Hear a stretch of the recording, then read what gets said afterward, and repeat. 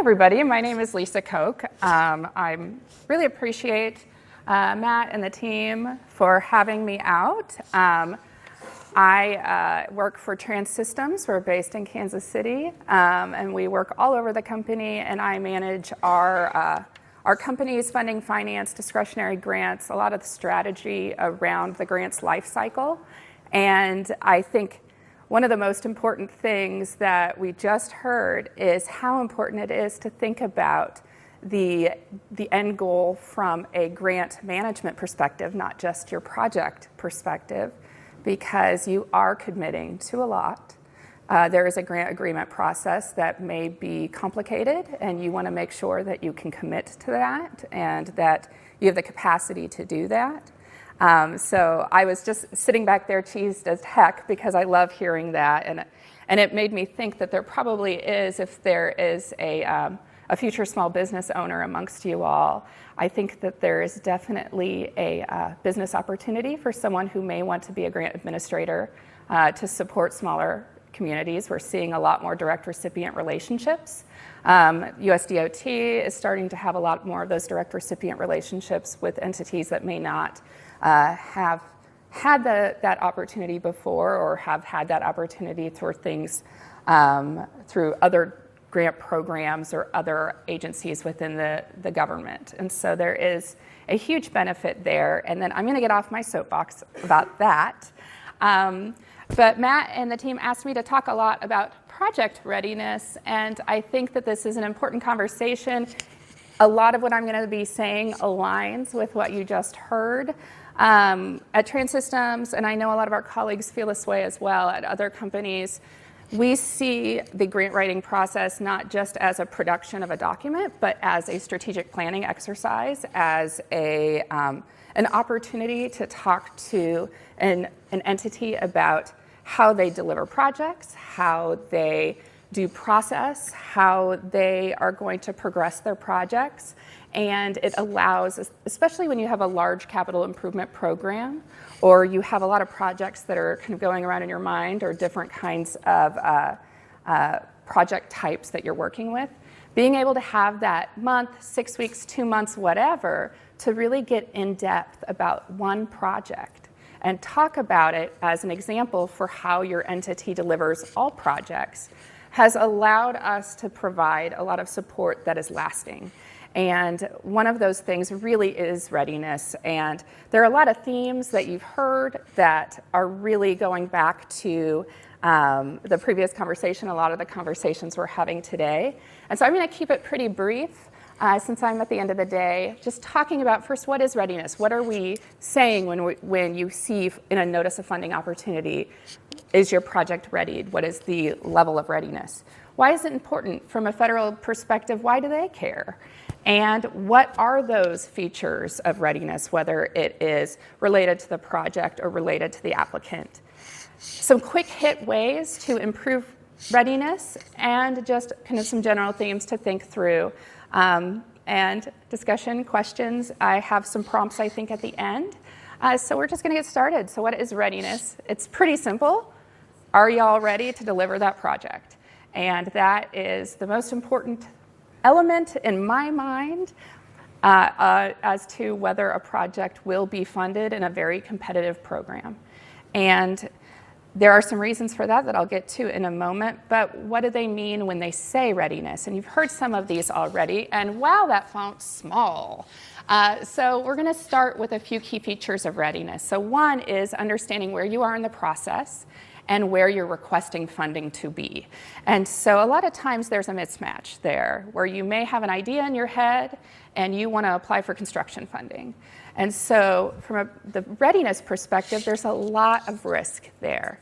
If you've only done concept level planning, if you are thinking about different alternatives, if there are a lot of questions within your project cost, that points to a reduced level of readiness. And so when you're thinking about where you are versus where you want to be, you want to use that to kind of define the project you're applying for. So certainty of project cost, project schedule. Anyone who's been in the capital project games knows that as you progress through project development, your understanding of scope, schedule, budget becomes a lot firmer. You don't need as much contingency. You don't have as many questions that could really cause complete failure. And so that certainty is what they're looking for. And then, while not fun, it's important to think through what can we do ahead of time as we're writing this grant, before writing this grant, and what do we really need support for? And that requires an alignment with where you are and what you want. Now, a lot of grant programs do allow you to apply for a variety of project development steps. And so if you're in a concept phase and you have an idea, you could apply in many grant programs for preliminary engineering, for NEPA, right-of-way, PS&E, all the way through construction in one grant application. And while you're readied at the beginning and you have a good sense of project cost in those first elements, you're using those elements to refine the project cost for the ones that are going to happen at the end, the ones that are the most costly. And so we often see those applicants who want to start early on in project development, going all the way through construction activities. They have their award reduced to certain phases if there is a sense that the readiness isn't there. There's a lot of questions left to be answered.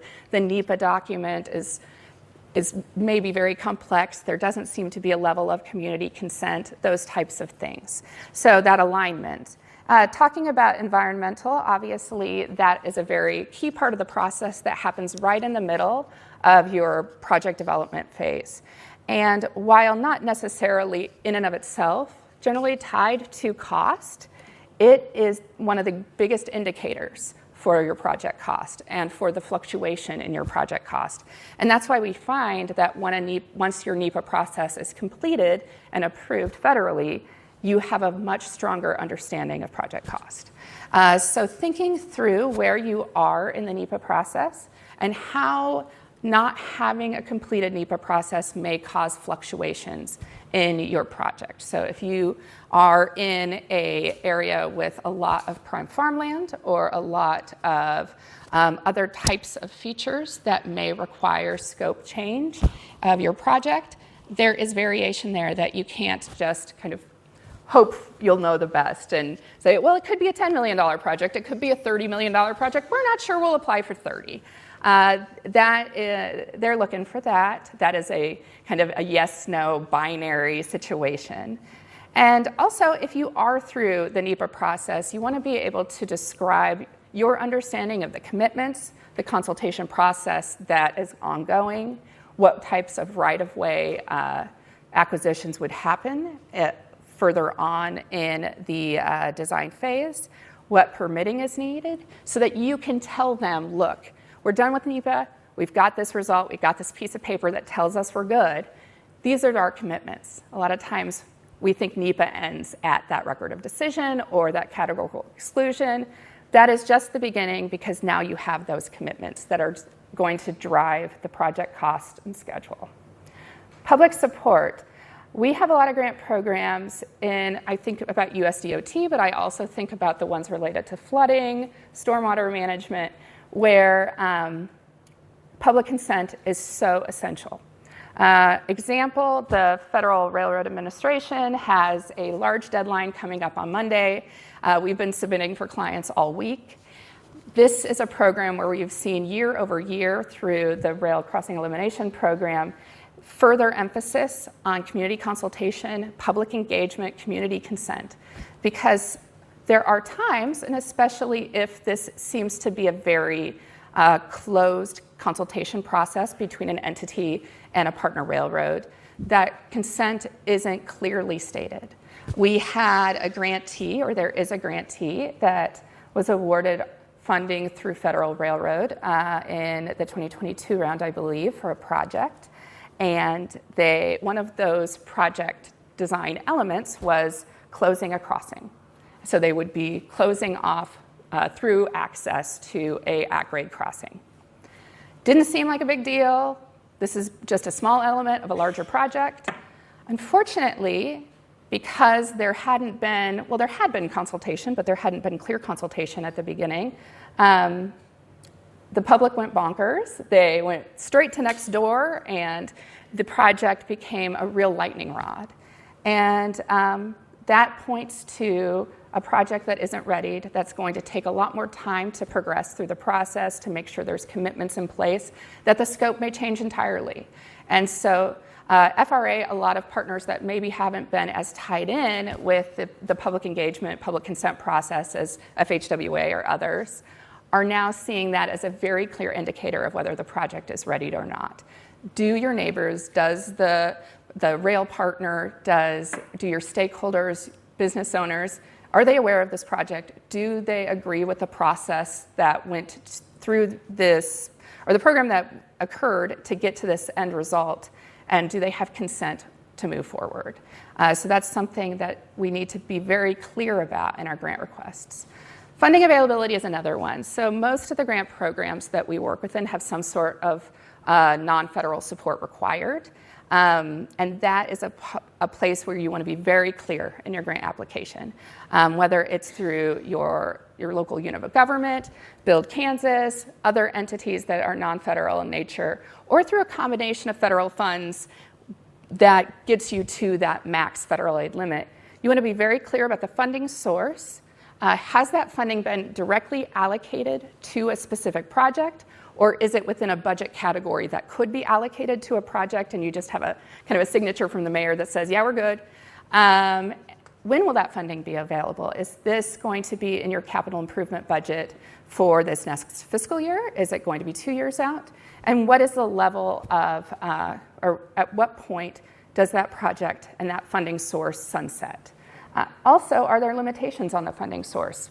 Can you only do capital projects and not fund staffing or consulting services? We want to know that. And then just being very clear on each of those funding source items and having that, that guarantee, that commitment in writing. The one that kind of brings it all together on the more of the project side is risk profile, although it includes a lot of the applicant capacity information as well. And this is an activity that I always encourage our grant writers to do before they really get into grant writing, because that is going to define the project development stages you're ready for, what the level of risk is, and if there are mitigation measures. So going through an exercise where you have a matrix, let's say, that is looking at risk categories, and I defined a few here: political, technical, regulatory, financial, and then talk through very clearly all of the possible risks that could change the outcome of this project. Whether it's, it's taking us 3 years to get a bus delivered, and so if we have this much time, are we going to be able to get that? There are currently no vendors in the United States that provide this thing, and we aren't at a point where we're ready for a waiver. All of those things that really could adjust either the scope, schedule, budget, or just could be a complete killer of your project. And so that would be your first phase. What are all of those potential risks? And then defining at that risk level, what is the likelihood it's going to occur, and what would be the impact to the project should it occur? Because there really is that weight of, it's not likely to happen, but if it did, that project's done. Or it probably will happen, but maybe it impacts us by a factor of 1% of the project cost.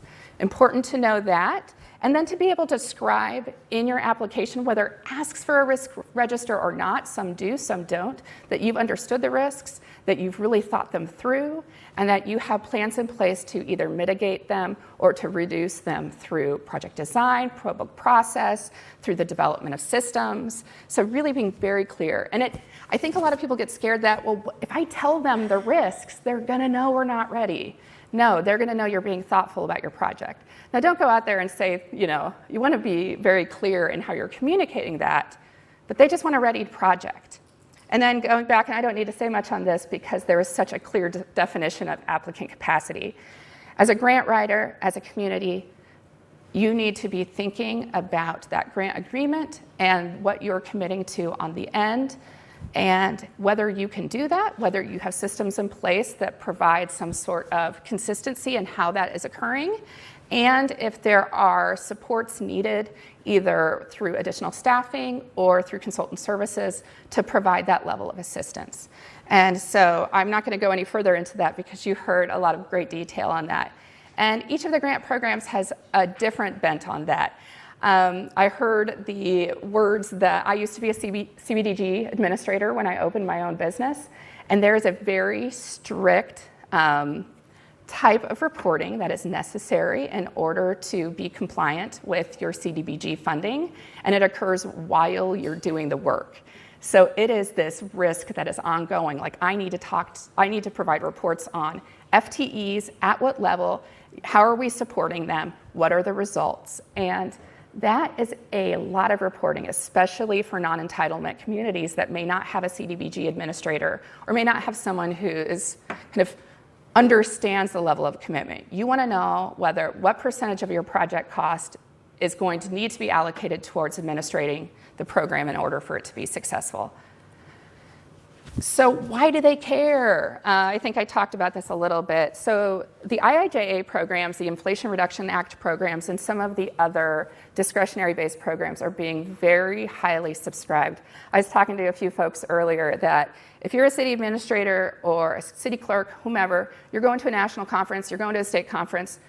If I know there's a state conference going on in Kansas of city administrators, you better believe I'm going to get a lot of calls the next week to talk about race grants, because that's what they're hearing about. They're like, oh, you can't get your projects delivered? I hear about this raise grant program. Go talk to, the people who write grants. It's going to be a great one for you.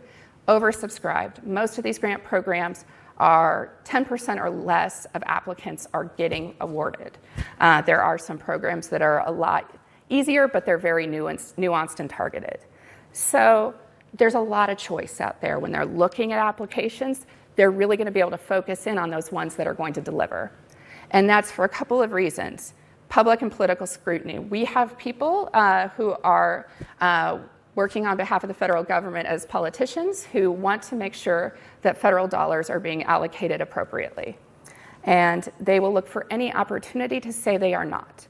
And so your administrating agencies are going to do everything possible to select the projects that are going to keep them out of the Capitol. Defined schedules in federal authorization bills. Projects need to be obligated or under a certain period of time. They need to be expended or sunsetted under a certain period of time. Not all, a lot of them are really dependent on the multi-year authorization bill. They want to know that that project can be delivered within 3 years, 5 years, whatever it is within grant and that it can be authorized or it can be delivered at the scope you've identified. So that's a challenge, and it's a challenge for a lot of our projects.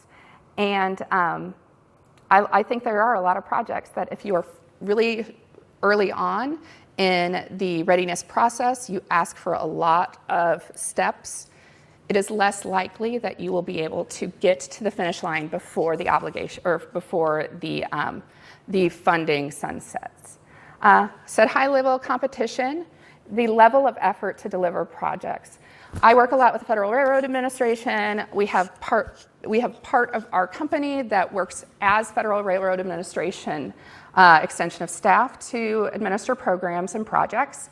They are still allocating 2022 fiscal year funding for most programs. I think that their current obligation level is under 10%, and that includes direct recipient, just kind of pass-throughs from Amtrak. They're behind. A lot of these grantors, especially the smaller administrations, are behind. They're trying to do a lot with few people. So they don't want to invest their personnel resources in projects that are going to take a lot of work to get awarded, a lot of work to get under agreement, and a lot of work to deliver readiness. It's so important. And then the level of effort required to return funding for reallocation. And I'm not going to look directly at the federal person in this room, but it's like when we hear about people who are having their home repossessed or their car repossessed. There is nothing a bank wants less than your car. There is nothing a bank wants less than your house. They want to give you money and get money back in return. Federal funders do not want your money back. They do not want to try to reprogram it. They want you to be able to spend it on what you can do. It is a lot of effort to return funding for reallocation, and it also can put a little bit of a bruise on you, on your federal entity partner, and so we don't want anyone to look poorly. And I think that was another thing that Matt said, be an amazing applicant, be an amazing administrator. So I promise I'm almost done. Obviously, I care a lot about this. This is like my living and breathing, so I really care a lot. Quick ways to improve readiness. So if you're in the process of writing a grant, things get a little bit tighter. And so I'm going to consider the theme that we just had, and readiness is not project. Readiness is program, it's your systems, it's getting ahead of things. Don't think of it for, this is the project I want to do, let's ready that project. Let's create systems that allow you to be ready across your entire funding programs. So developing proactive approaches, looking at those projects you have in your pipeline or your dream wish, or in your asset management plan that are going to be coming up over 10 years, and thinking through how you might get to that next multi-year bill funding program, or what you could be doing now that doesn't put a NEPA time clock on or anything else. Be proactive in those and be consistent in those based on the size of the project, the funding type, whatever. Evaluate risk early on, so really thinking through all of those risks, and use this to identify strategies that if you need to get things a little pushed along, there are strategies in there that are easy wins. So thinking that through, applying for the appropriate project development stage, I already talked about that. I think that some of our colleagues who were earlier talking today talked about that just those incremental levels of increased engineering, if you're looking at a capital project, will reduce the risk index challenges, probable cost estimates, looking at survey, conducting a pre-NEPA assessment, so you're thinking about the built natural environment and social environment challenges that may occur. Communicating with federal aid partners, having relationships with federal aid partners, knowing that someday they are going to be your partner administering the project. And they can really give you, they can't tell you what the class of action is going to be. They can't give you that type of information, but they are experts in this field, and they want you to succeed. Organizational processes. Have consistent organizational processes that regularly engage with stakeholders, either at a macro level for your entire community, for all of your programs, or a reduced level for all of your housing programs, or for this project, so that you have a system in place for collecting feedback, for identifying community consent strategies, and for documenting those so that you can use those in the grant process and understand where there may be some challenges in implementation. Developing policies for grant management and administration. I was just working with a large entity in this state to submit a grant this morning, and they were having a hard time finding their grant administration policies. Grant administration policies can be a kind of one package that's only for grants, or it can be based on the subject area, procurement, finance, accounting, travel, all of those things. So you really want to have an understanding on where all of those procurement inputs are, or where all of those grant administration policy inputs are, making sure they're consistent with new guidance and keeping them updated and also following them. And then outsource.